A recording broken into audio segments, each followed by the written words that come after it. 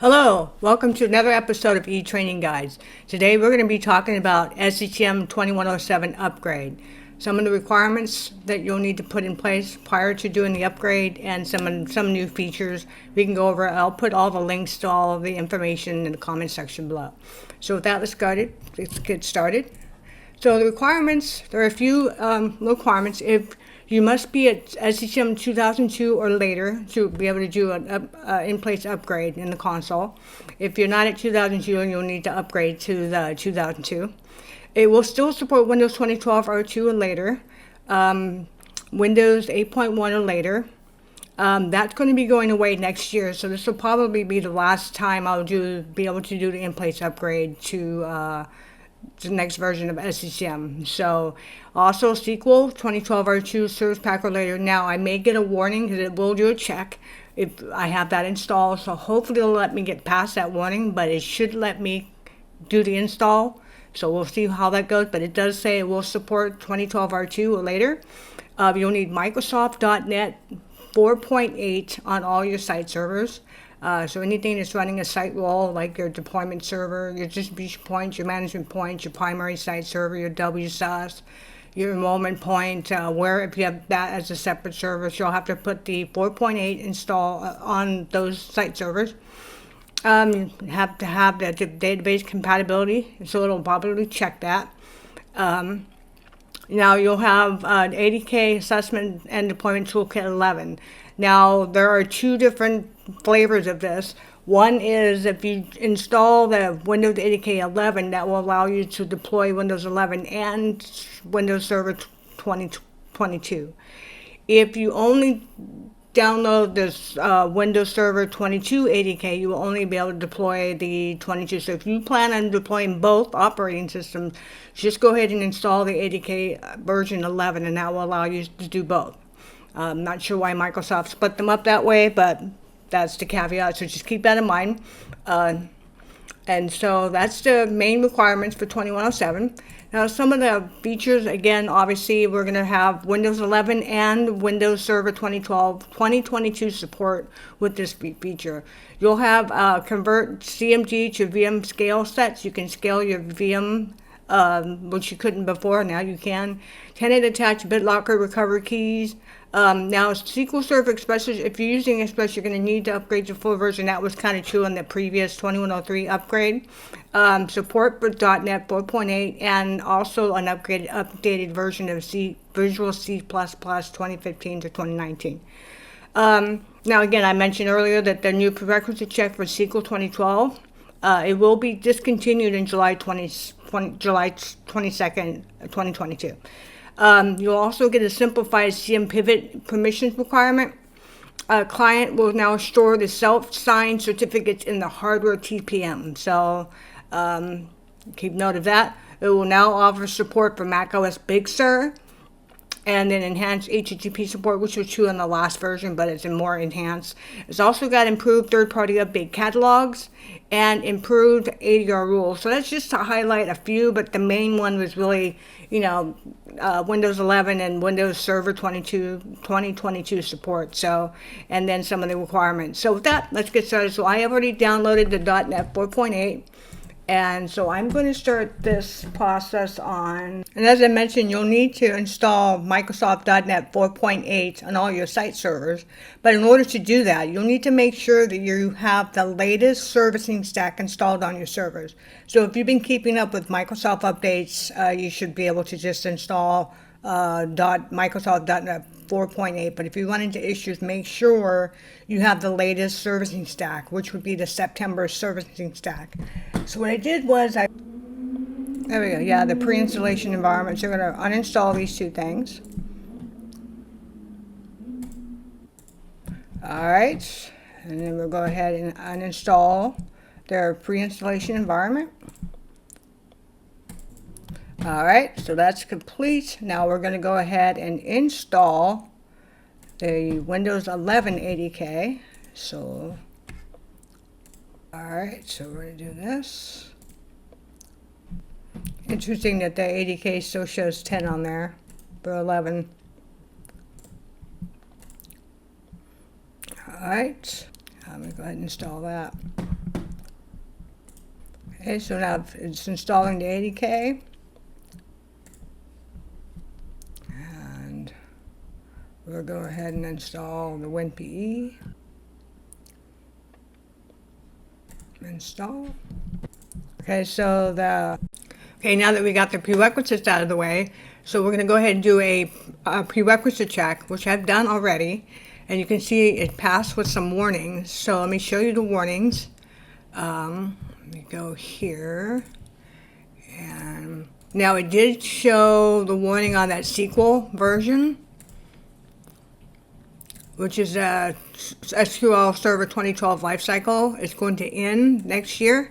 And it says right here, it will end on July, so I can still do the upgrade, but the next upgrade, I'm going to have to make sure I upgrade my SQL before the next one. So I'll be doing that. So if you haven't subscribed, consider subscribing so you can stay updated on all of this.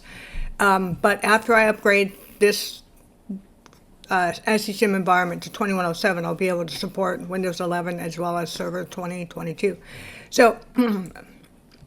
So everything else passed except for that. So now I'm going to go ahead and do the install. So go back over to administration.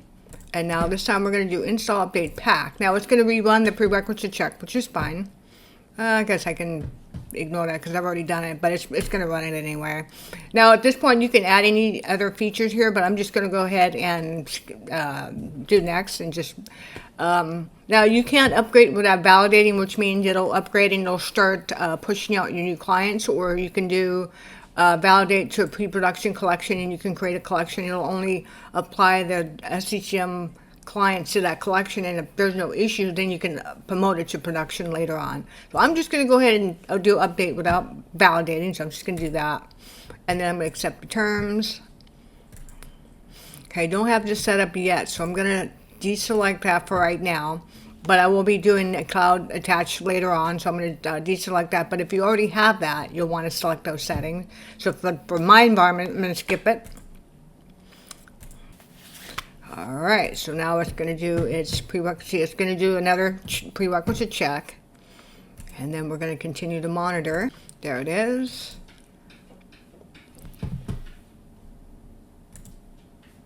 Okay, as you can see, the log file is going to give you a rundown of what's happening, so you can monitor that this way. And then we're going to show status here, and it'll also show you what's going on here this way as well. So we'll let that go. Let's see. Yeah, we're going to close this. It's going to update the console. Okay, now it's installing the new console, as you can see. Okay, so after the installation is complete, it will relaunch the console by itself. And if we go about config manager, we can see that it's now 2107. And now we're at the 2107 version. So now what I want to do, still kind of busy doing stuff, okay? If I click on this, the client version is going to be 5.009058.1018. So it's going to take a couple days or a few days to get that version out there. But next I want to go ahead and update the boot images. So we're going to do that right now. So we're going to go to software library. Okay. Boot image. So now we're going to go ahead and update this one. We'll start with the 64, but we're going to update both of them. So we're going to go ahead and do update distribution points. So this time I want to click on reload this boot image with the current PE version because we upgraded to 80K. So we're going to click on that. And then go next. Okay, as you can see, it's now complete. It will take some time to, now we're going to go ahead and do the same thing on the 32-bit. Then we're going to click on reload. There we go. And next. Now the 64-bit took about 5 minutes, so depending on how big your boot image is, it could take longer. So give it some time. Okay, so the 32-bit done. And we're going to go ahead and go to monitoring. We'll check the status of that. Okay, that's good. And so you can see my boot images aren't that big. I don't have a lot of drivers in there. Most corporations have, I don't know how many drivers they're supporting with the different models and stuff like that. So it just depends on how big your boot images are. Once you're done, make sure you come in here to the little bell icon and install the whatever extensions are listed here, which is what it's doing right now. And it should relaunch the console once it installs the extension. Well, there is another hotfix to the 2107. So we're just going to install the update pack because, well, so we're going to go ahead and do that. There it goes. Let's show status. All right. We'll let that go. Yeah. It is going to be another console update. So we're going to let that update. Give it a few minutes. Okay, so the console has been, yeah, it's still the 2107, but it does have the hotfix applied. Okay, and as you can see, the hotfix does have a new client version. So instead of 9058.10.18, it'll be 9058.10.47. So it'll be a new updated version. We're going to have to update the boot image again, but we don't have to reload because it's just a quick update. So let's just see.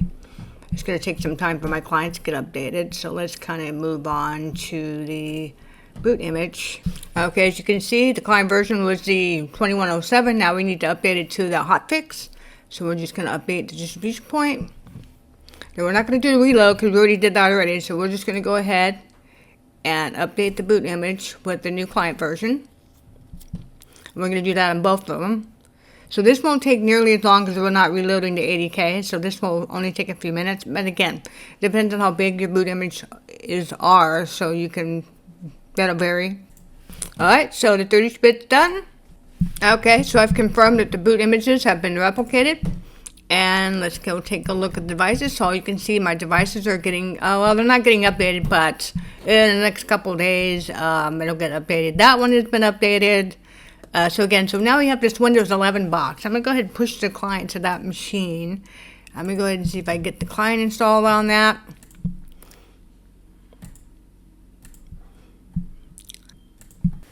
Alright, so the agent successfully installed on my Windows 11 machine. I can see, here's the version. There's my Windows 11 machine here. I went to the control panel, and there you can see the information, all my actions there, and it's all done. And that's basically it. So I'll be doing some videos on how to deploy Windows 11 through the SCCM, how to do the updates and that kind of stuff. So I'll stay tuned for that. Again, if you like this video, if you found it helpful, give it a thumbs up. Stay tuned for some more Windows 11 content, so consider subscribing to catch those, and I'll see you in the next one. Thank you. Bye-bye.